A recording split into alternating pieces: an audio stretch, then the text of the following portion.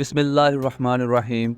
السلام علیکم ویورز، آج کی اس ایپیسوڈ میں ہم دو بہادر بہن بھائیوں کی بہادری کے واقعات آپ کو سنانے والے ہیں، جن میں ایک مشہور صحابی حضرت زرار بن ازور اور دوسری ان کی بہن حضرت خولہ بنت ازور رحمۃ اللہ علیہ۔ اس میں ہم جانیں گے کہ کس طرح حضرت زرار اپنی جان بازی اور بے خوفی کی دھاک بٹھائے بیٹھے تھے، اور کس طرح خولہ بنت ازور نے اپنے بھائی زرار بن ازور کو چھڑانے کے لیے دشمن پر وار کیا اور خالد بن ولید رضی اللہ تعالیٰ عنہ کو بھی حیران کر دیا۔ تو ہماری ویڈیو یہ سٹارٹ ہونے سے پہلے ہمارے چینل کو لائک اینڈ سبسکرائب کریں تاکہ اس طرح کی مزید اسلامک ویڈیو آپ تک پہنچتی رہیں۔ حضرت زرار رضی اللہ تعالیٰ عنہ بن ازور 9 ہجری میں بنو اسد کے وفد کے ساتھ بارگاہ رسالت میں حاضر ہوئے اور قبول اسلام کا شرف حاصل کیا، اور دوسری طرف حضرت خولہ نے بھی اپنے بھائی کی تقلید کی اور اسلام قبول کیا۔ حضرت خولہ بنت ازور کا شمار کرنے اول کے ان مجاہد خواتین میں ہوتا ہے جن کی شجاعت و غیرت دینی نے تاریخ اسلام میں ایک درخشاں باب کا اضافہ کیا۔ ان دونوں بہن بھائیوں کا تعلق عرب کے مشہور قبیلہ بنو اسد بن خزیمہ سے تھا۔ حضرت ابو بکر صدیق رضی اللہ تعالیٰ عنہ کے عہد خلافت سن 13 ہجری میں روم سلطنت سے مارکہ آرائیوں کا آغاز ہوا تو حضرت زرار رضی اللہ تعالیٰ عنہ اور ان کی بہن خولہ رحمۃ اللہ علیہ بھی شام جانے والے مجاہدین میں شامل ہو گئی۔ شام کے کئی مارکوں میں ان دونوں سرفروشوں نے ایسی جان بازی کے کارنامے سر انجام دیے کہ ان کا حال پڑھ کر خون میں حرارت پیدا ہو جاتی ہے۔ حضرت زرار رضی اللہ تعالیٰ عنہ اپنی جان بازی، سخت کوشی اور بے خوفی کی دھاک بٹھا دیتے ہیں۔ لڑائی میں کبھی تو وہ سرتاپا زرہ پوش ہوتے ہیں اور کبھی ان کی کیفیت یہ ہوتی تھی کہ کرتا بھی اتار دیتے تھے اور گھوڑے کی ننگی پیٹھ پر سوار ہو کر رجز پڑھتے ہوئے دشمن پر جا پڑتے تھے۔ ان ہیبت قضائی کی بنا پر وہ رومیوں میں جن مشہور ہو گئے تھے۔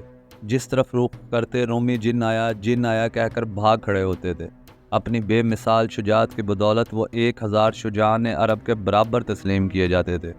جب شام میں داخل ہو کر مجاہدین اسلام فاتحانہ پیش قدمی کرتے ہوئے وہاں کے مرکزی شہر دمشق تک جا پہنچے اور اس کا سختی سے محاصرہ کر دیا۔ اسی محاصرے کے دنوں میں ایک دن حضرت خالد رضی اللہ تعالیٰ عنہ کو اطلاع ملی کہ محصور شامیوں کی امداد کے لیے رومیوں کا ایک لشکر دمشق کی طرف بڑھ رہا ہے۔ انہوں نے حضرت زرار رضی اللہ تعالیٰ عنہ کو 500 سوار دے کر حکم دیا کہ اسے لشکر کو رستے میں ہی روک لو۔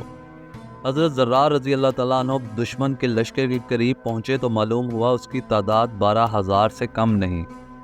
بعض مجاہدین نے مشورہ دیا کہ اس کثیر لشکر سے نبرد آمیز ہونا قرین مصلحت نہیں، بہتر یہ ہے کہ ہم کمک لے کر ان سے مارکہ آرائی کریں۔ حضرت زرار رضی اللہ تعالیٰ عنہ نے یہ مشورہ قبول نہ کیا اور بڑے جوش سے کہا، خدا کی قسم میں یہاں سے تو ایک قدم بھی پیچھے نہیں ہٹوں گا۔ جو لوگ میرا ساتھ نہ دینا چاہیں ان کو بخوشی اجازت دیتا ہوں کہ وہ واپس چلے جائیں۔ ان کی ثابت قدمی دیکھ کر دوسرے مسلمانوں کو بھی جوش آ گیا۔ انہوں نے کہا، یہ تو محض ایک مشورہ تھا، ورنہ ہم بھی سر سے کفن باندھ کر نکلے ہیں۔ یہ کہہ کر سب نے نعرہ تکبیر بلند کیا اور دشمن پر ٹوٹ پڑے۔ رومیوں کا خیال تھا کہ ان مٹھی بھر آدمیوں کو چند لمحوں میں ٹھکانے لگا دیں گے، لیکن ان کو بہت جلد معلوم ہو گیا کہ ان کا اندازہ غلط تھا۔ مسلمان جان بازوں نے ان کو لوہے کے چنے چبوا دیے۔ حضرت زرار رضی اللہ تعالیٰ عنہ نے جوش شجاعت میں اپنا کرتا اتار دیا، ایک لمبا نیزہ ہاتھ میں لے کر رومیوں پر جھپٹ پڑے اور لاشوں پر لاشیں گراتے رومیوں کے سردار وردان کی طرف بڑھے۔ وردان کا حفاظتی دستہ حضرت زرار رضی اللہ تعالیٰ عنہ کی مزاحمت کرتا رہا اور اپنے گھیرے میں لے کر ختم کرنا چاہا، لیکن حضرت زرار رضی اللہ تعالیٰ عنہ کسی کو اپنے نزدیک نہ پھٹکنے دیتے تھے۔ حفاظتی دستے میں وردان کا بیٹا حمران بھی شامل تھا۔ وہ ایک نامی جنگجو تھا۔ اس نے رومیوں کی ملامت کی کہ تم ایک آدمی پر قابو نہیں پا سکتے، یہ کہہ کر اپنے نیزے سے حضرت زرار پر حملہ کیا۔ حضرت زرار کا ایک بازو زخمی ہو گیا، لیکن اسی حالت میں پوری قوت سے اپنا نیزہ حمران کو مارا اور اسے خاک و خون میں لوٹا دیا۔ رومیوں نے اب اپنا گھیرا تنگ کر لیا۔ مسلمانوں نے حضرت زرار کو خطرے میں دیکھا تو چند جان باز ان کی مدد کے لیے بڑھے۔ ابھی وہ دور ہی تھے کہ یکا یک حضرت زرار رضی اللہ تعالیٰ عنہ کے گھوڑے نے ٹھوکر کھائی اور وہ زمین پر گر پڑے۔ رومیوں نے انہیں فوراً گرفتار کر لیا۔ مسلمانوں نے اب لڑائی روک دی اور ایک تیز رفتار فاسد دمشق روانہ کیا کہ حضرت خالد بن ولید کو حضرت زرار کی گرفتاری اور دوسرے حالات کی اطلاع دے۔ ایک روایت میں ہے کہ یہ اطلاع دینے کے لیے حضرت عبد الرحمن بن ابی بکر کے معلّہ کو بھیجا گیا۔ رومیوں نے انہیں بھی اسیر کر لیا تھا، لیکن وہ کسی طرح رومیوں کی قید سے نکل بھاگے اور دمشق پہنچ کر حضرت خالد رضی اللہ تعالیٰ عنہ کو تمام حالات سے آگاہ کیا۔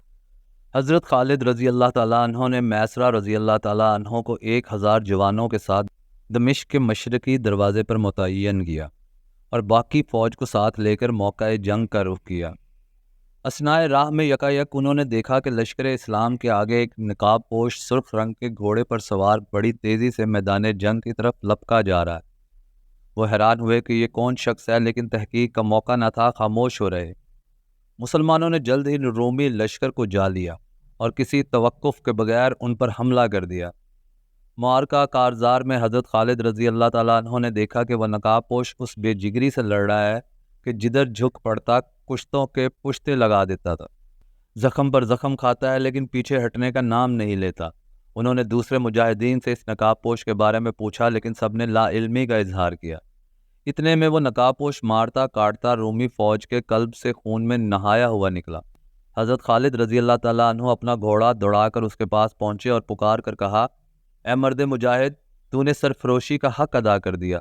تو اللہ اور اللہ کے رسول صلی اللہ علیہ وآلہ وسلم کے سامنے سرخ رو جائے گا۔ تو جیسے جان بازوں کو نقاب پوشی زیبا نہیں دیتی، اپنے چہرے سے نقاب ہٹا دے تاکہ میں دیکھ سکوں کہ تو کون شیر بیشہ شجاعت ہے۔ نقاب پوش پہلے تو خاموش رہا، لیکن حضرت خالد رضی اللہ تعالیٰ عنہ نے بہت اصرار کیا تو وہ یوں گویا ہوا، اے امیر، میں زرار بن ازور کی بہن خولہ بنت ازور ہوں۔ میں اپنے پیارے بھائی کی گرفتاری سے سخت بے چین ہوں۔ خدا کی قسم میں اپنے بھائی کو دشمن کے پنجے سے رہا کراؤں گی یا اسی کوشش میں جان دے دوں گی۔ حضرت خالد رضی اللہ تعالیٰ عنہ کو حضرت خولہ رحمۃ اللہ علیہ کا عزم اور بہادری دیکھ کر حیرانگی ہوئی اور فرمایا، آفرین ہے تم پر اے خولہ، جس قوم میں تم جیسی بیٹیاں ہوں اسے دشمن کبھی مغلوب نہیں کر سکتا۔ بیٹی تم اطمینان رکھو، اگر زرار زندہ ہے تو میں اسے چھڑا کر رہوں گا، اور اگر وہ شہید ہو کر زندہ جاوید ہو گیا ہے تو میں رومیوں سے اس کا بدلہ لے کر رہوں گا۔ یہ کہہ کر انہوں نے فوج کے چیدہ چیدہ دستے ساتھ لیے اور رومیوں پر سیف اللہ حملہ کیا۔ خولہ رحمۃ اللہ علیہ بھی ان کے ساتھ تھی۔ اس وقت ان کی زبان پر یہ شعر تھے، اے میرے اکلوتے بھائی، اے میری ماں کے بیٹے، تو نے میری نیند حرام کر دی۔ اے زرار تو کہاں ہے کہ آج مجھے نظر نہیں آتا اور نہ میرے قبیلے اور قوم کو نظر آتا ہے۔ خولہ کے پردرد اشعار نے مسلمانوں کے دلوں میں آگ لگا دی۔ وہ دیوانہ وار زرار رضی اللہ تعالیٰ عنہ کو ڈھونڈ رہے تھے۔ اسی اثنا میں چند رومی گرفتار ہو کے حضرت خالد رضی اللہ تعالیٰ عنہ کے سامنے پیش کیے گئے۔ انہوں نے رومیوں سے پوچھا، ہمارا ایک ساتھی جو گھوڑے کی ننگی پیٹھ پر برہنہ تن لڑ رہا تھا تمہارے ہاتھ گرفتار ہو گیا، اسے تم نے کہاں رکھا ہے؟ رومیوں نے جواب دیا، اس شخص کو ہمارے سردار نے 100 سواروں کی حفاظت میں حمص روانہ کر دیا ہے، تاکہ شہنشاہ ہرقل کے سامنے پیش کر کے اسے بتایا جائے کہ ہمیں کس قسم کے جنوں سے واسطہ پڑا ہے۔ حضرت خالد رضی اللہ تعالیٰ عنہ اسی وقت رافع بن عمیرہ طائی کو حکم دیا کہ تم 100 سوار لے کر برق رفتاری سے حمص کے راستے پر جاؤ اور زرار کو رومیوں کے پنجے سے چھڑا لاؤ۔ رافع رضی اللہ تعالیٰ عنہ اسی وقت 100 سوار لے کر رومیوں کے تعاقب میں روانہ ہو گئے۔ حضرت خولہ رحمۃ اللہ علیہ بھی حضرت خالد رضی اللہ تعالیٰ عنہ سے اجازت لے کر اس دستے کے ساتھ ہو لیے۔ کافی دوڑ دھوپ کے بعد مسلمانوں کو رومیوں کا دستہ نظر آیا۔ انہوں نے حضرت زرار رضی اللہ تعالیٰ عنہ کے ہاتھ پاؤں باندھ کر ان کو ایک اونٹ پر لاد رکھا تھا اور خود ہنستے کھیلتے جا رہے تھے۔ حضرت زرار رضی اللہ تعالیٰ عنہ اس وقت دردناک لہجے میں یہ شعر پڑھ رہے تھے، اے دل تو رنج و غم اور حسرت سے مردہ ہو جا، اور اے میری آنکھ تو میرے رخساروں پر چشمہ جاری کر دے۔ کاش میری قوم اور خولہ میرے پاس ہوتی تو میں لازم کر لیتا اپنے لیے اس امر کو جس پر میرا عہد ہے۔ خولہ رحمۃ اللہ علیہ یہ اشعار سن کر بےتاب ہو گئیں اور پکار کر کہا، یا اخی میں آ پہنچی۔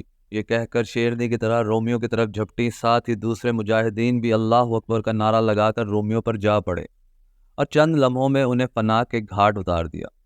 بھائی بہن گلے لگے اور فرت مسرت سے اس قدر روئے کہ ہچکیاں بند گئی۔